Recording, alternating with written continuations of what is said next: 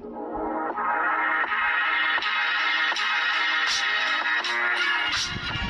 Students, आज हम exercise 9.5 के सॉल्यूशंस करेंगे। स्टूडेंट्स 9.5 में जो टॉपिक हमें पढ़ना है वो है Poisson distribution.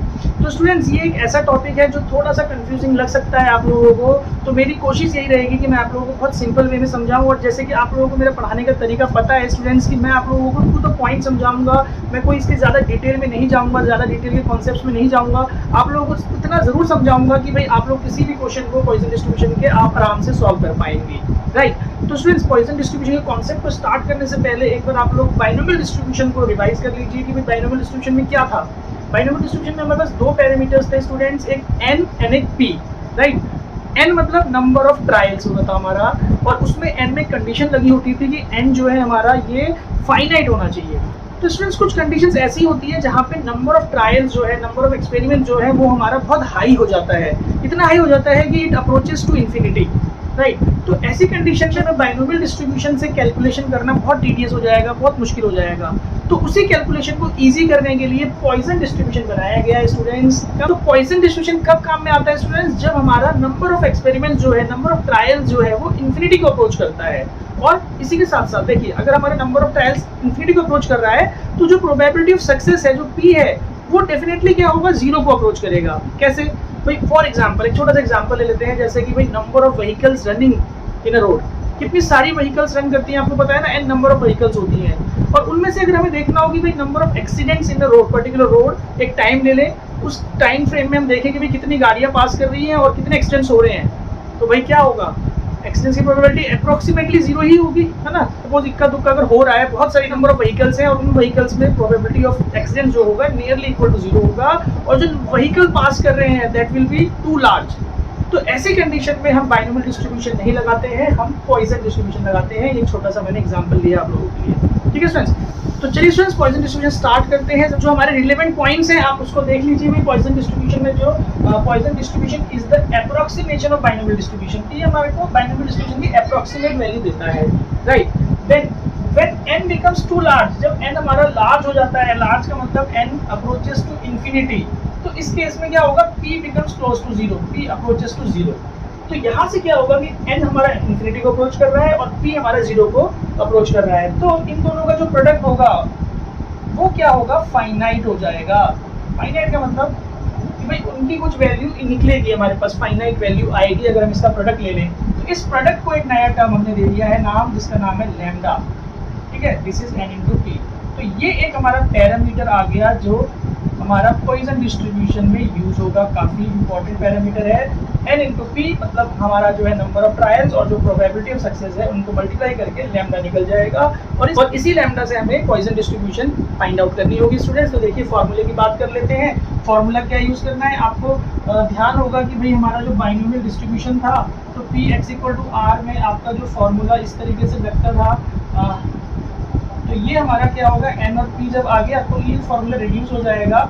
p x equal to r के लिए lambda to the power r e to the power minus lambda, और ये r फैक्टोरियल, ये हमारा फॉर्मूला हो जाएगा स्टूडेंट्स, ध्यान रखिएगा।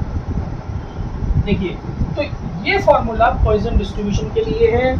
इसी फॉर्मूले को अप्लाई करके हमें पूरी की पूरी एक्सरसाइज सॉल्व करनी है स्टूडेंट्स। यहाँ पे वो जो टर्म्स आई हैं आपकी बात कर लेते हैं कि भाई लैम्डा क्या है हमारा, lambda is the product of the number of trials and the success, probability of success, ठीक है जी। उसके बाद जो ये e आ रहा है स्टूडेंट्स, ये क्या होता है, इसे यूलर्स नंबर कहते हैं। यूलर्स नंबर होता है, इसकी वैल्यू 2 से 3 के बीच में लाई करती है, 2.73 समथिंग इसकी वैल्यू होती है स्टूडेंट्स। अब हमें इस वैल्यू का यूज नहीं करना है, हमारे पास पीछे टेबल दी गई है, तो जो ये इसके अंदर टर्म आ रहा है e minus lambda, we will use tables from the book to find this value, to find its value. कैसे टेबल को यूज करेंगे वो भी मैं आप लोगों को बताऊंगा। और आर हमारा क्या है, नंबर ऑफ सक्सेसेस, कि भाई हमें कितने सक्सेसेस निकालने हैं, जैसे यहाँ पे भी आर सक्सेस ही होता था ना, तो ये फॉर्मूला हमारा रिड्यूस हो गया है इस फॉर्म में जो पॉइसन डिस्ट्रीब्यूशन में हम यूज करने वाले हैं। तो स्टूडेंट्स बात करते हैं ई माइनस लैम्डा की, इसको कैसे फाइंड आउट किया जाएगा। तो स्टूडेंट्स आप लोगों के पास, सभी के पास बुक होगी, आप अपनी बुक में ये वाला जो पेज है, पेज नंबर 547 जो है APC ML अग्रवाल की जो ये बुक है सेकंड वॉल्यूम, इस वॉल्यूम में 547 पेज पे आ जाएंगे तो यहाँ पे values of E lambda and E negative lambda given है। टेबल देखना बहुत ही इजी है। तो देखिए लैम्डा की वैल्यू 0 से लेकर के 5 तक यहाँ गिवन है और साथ में ई लैम्डा की वैल्यू गिवन है, ई नेगेटिव लैम्डा। तो हमारे पास ई नेगेटिव लैम्डा है तो हम यहाँ से वैल्यू देख लेंगे। आई थिंक बहुत इजीली आप लोग देख पाएंगे। चलिए एक एग्जांपल दे देता हूँ कि अगर हमें 1.4 देखना हो, लैम्डा 1.4, तो देखिए 1.4 के सामने जो कोरस्पॉन्डिंग में ई नेगेटिव लैम्डा में वैल्यू आ रही है 0.247। आ रहा है समझ में? कोई भी वैल्यू इसको देख सकता है। आपने तो भाई लॉग टेबल्स भी देखे हुए हैं, पिछली बार 11th क्लास में लॉग टेबल्स भी सीखे थे। तो ये तो उससे बहुत आसान टेबल है कि भाई सीधा सीधा वैल्यू हमें ई लैम्डा की, ई नेगेटिव लैम्डा की मिल जाएगी टेबल से, राइट। तो स्टूडेंट्स आई होप इतना कॉन्सेप्ट आप लोगों के लिए काफ़ी है पॉइसन डिस्ट्रीब्यूशन के क्वेश्चंस को स्टार्ट करने के लिए। आपको बस ये फॉर्मूला लर्न करना है कि भाई ये जो फॉर्मूला है लैम्डा क्या है इसके अंदर और आर क्या है और ई नेगेटिव लैम्डा की वैल्यू कैसे निकालनी है वो मैंने बता ही दिया है स्टूडेंट्स। तो चलिए फर्स्ट क्वेश्चन सॉल्व करते हैं। मैंने यहाँ एक्सरसाइज का फर्स्ट क्वेश्चन लिखा हुआ है, for the Poisson distribution find P2। देखिए सॉल्यूशन करेंगे। मैं यहाँ कर देता हूँ सॉल्यूशन नंबर फर्स्ट। भाई हमारे पास लैम्डा जो है 0.7 है और हमें P2 निकालना है। तो इस फॉर्मूले का यूज होगा Px = R, मतलब यहाँ R की वैल्यू 2 सीधा हमें गिवन है। तो लैम्डा हमारा 0.7 to the power 2 e to the power -0.7 divided by 2 factorial. तो 2 फैक्टोरियल तो 2 ही होगा। ये जो वैल्यू है इसका हमारे पास 0.49 मल्टीप्लाइड बाय नेगेटिव 0.7। देख लेते हैं भाई इसकी वैल्यू टेबल से। देखिए तो देखिए इसकी जो वैल्यू आ रही है नेगेटिव 0.7 में हमारे पास आ रहा है 0.497।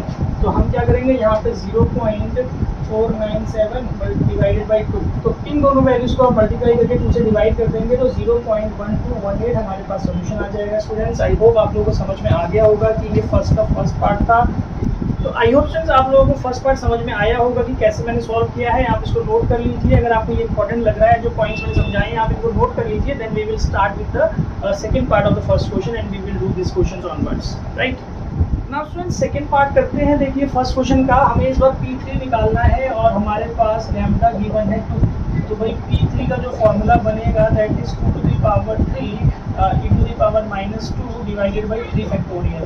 तो ये तो 8 हो जाएगा, 3 फैक्टोरियल 6 की पावर -2 की वैल्यू टेबल से देख लेते हैं स्टूडेंट्स।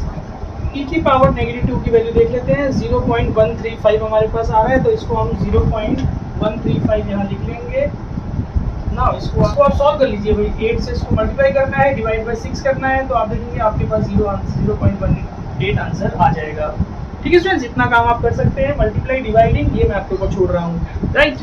ना क्वेश्चन नंबर 2 सॉल्व करते हैं स्टूडेंट। देखिए यहाँ से अब वर्ड प्रॉब्लम्स है, सारे के सारे वर्ड प्रॉब्लम्स। जैसे फर्स्ट क्वेश्चन में सीधा वैल्यू गिवन थी लैम्डा, तो अब हमें क्या करना होगा सेकंड क्वेश्चन ऑनवर्ड्स। क्वेश्चन को पढ़ के पहले उसमें नंबर ऑफ ट्रायल्स क्या है, n क्या है, p क्या है वो फाइंड आउट करना है और लैम्डा की वैल्यू निकालनी है। जैसे मैंने बताया lambda is what, n into p।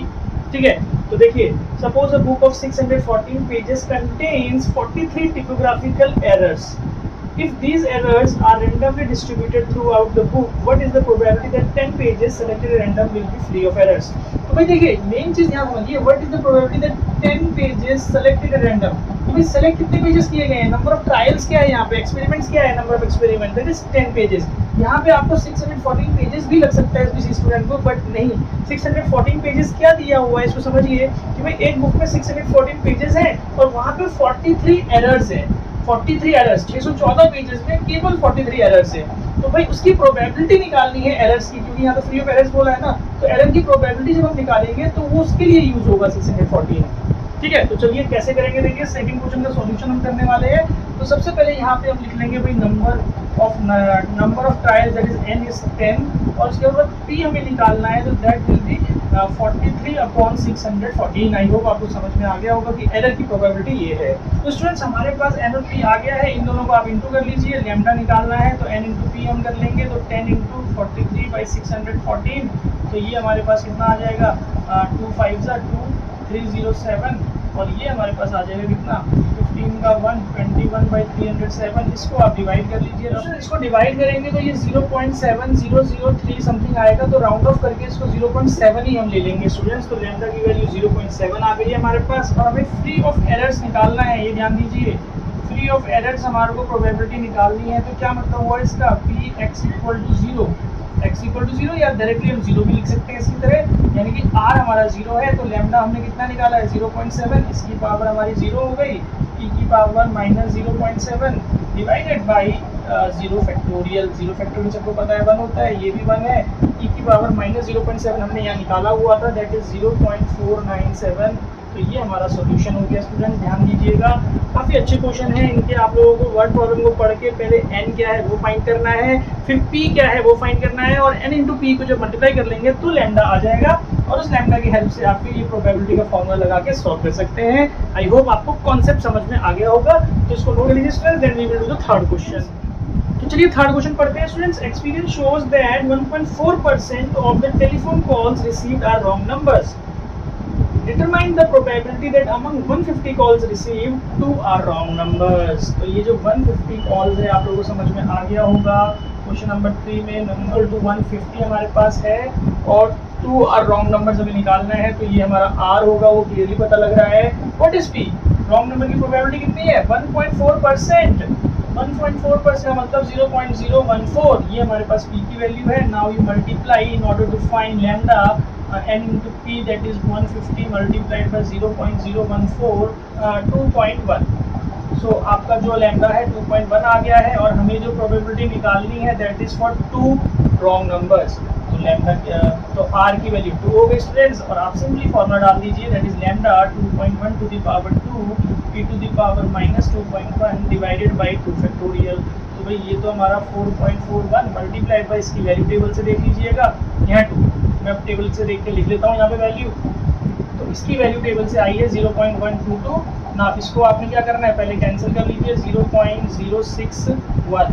Now आप इन दोनों को इंटू कर लीजिए तो आंसर आ जाएगा। मैं इंटू करके लिख देता हूँ यहाँ पे, इसको मल्टीप्लाई करके हमारे पास आ गया 0.26901। तो इसको अप्रोक्सीमेटली हम लिख सकते हैं 0.269, और अदरवाइज ऐसे भी छोड़ सकते हैं। So this is the answer for the third question. I hope आप लोगों को समझ में आया है कि किस तरीके से हम क्वेश्चन को पढ़ के पहले n फाइंड आउट कर लेंगे, फिर p फाइंड आउट कर लेंगे, एंड देन n और p को मल्टीप्लाई करके आप लैम्डा फाइंड कर लेंगे। उसके बाद तो फॉर्मूला मैंने अभी लिखवाया ही था पॉइसन डिस्ट्रीब्यूशन का, तो कितना इजी है स्टूडेंट्स, राइट। थोड़ा सा कैलकुलेशन यहाँ पे लगेगा स्टूडेंट्स, आप लोगों को कैलकुलेशन थोड़ा ध्यान से कीजिएगा। डेसिमल्स में कैलकुलेशन होगी, बट आप लोग कर पाएंगे आई थिंक इजीली। चलिए ठीक है स्टूडेंट्स, इस वीडियो में मैं इतना ही रखता हूँ। नाउ नेक्स्ट वीडियो में मैं इसके रिमेनिंग क्वेश्चंस को सॉल्व करवाऊंगा।